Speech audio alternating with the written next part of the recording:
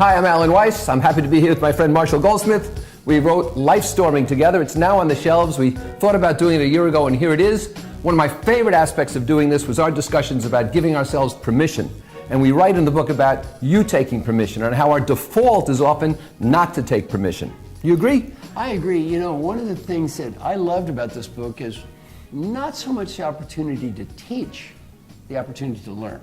I think I learned a ton from you doing this book. You've given me some great ideas. One of them I love, critical abandonment, a concept I never heard of before, thought of. And one concept that you've taught to me, which I just love, is the idea of granting yourself permission. A lot of times we're asking for permission. Right. We don't think about how can I grant myself permission. Can you share with everyone what you mean by that? Well, I can do that. You know, in the book we have a permission meter. Default position is no permission. And some people's default permission is blanket permission.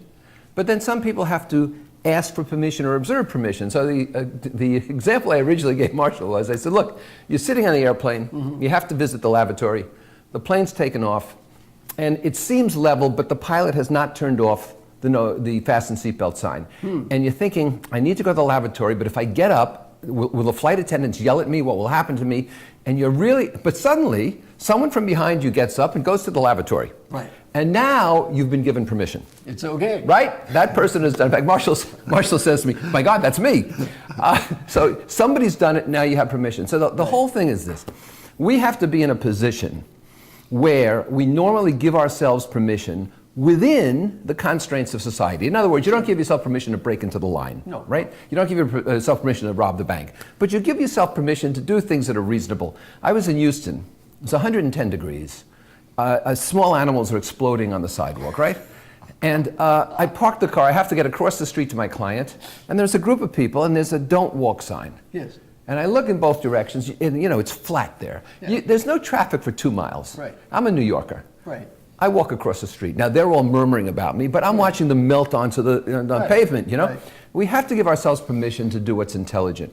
Not enough people, and we discussed this in Life Storming, not enough people give themselves permission at the right time. I like that concept, and if you really want to be, and you know a lot more about entrepreneurs than I do. Entrepreneurs, let's talk about them for a second. You really have to give yourself permission because a corporate person is a different setup. Right. A corporate person, you're in a structure, and you kind of have to ask for permission, at least a lot more. The entrepreneur, they have to be a person who gives himself permission. Can you talk about that a little bit? Well, here's the irony. It's a great point you raise. In the corporate world, nobody is deciding, should I do this or should I put the money toward my family's orthodonture or college education or retirement?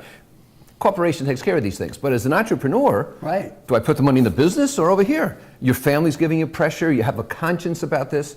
And so the ability to give yourself permission to do what's intelligent and right for growth is essential. And I find that the most successful entrepreneurs are on the side of the scale that says, I'm going to err on the side of giving myself too much permission. Right. And those who err on the side of not enough permission, they're always a day short, $1 short. They're just not there in time.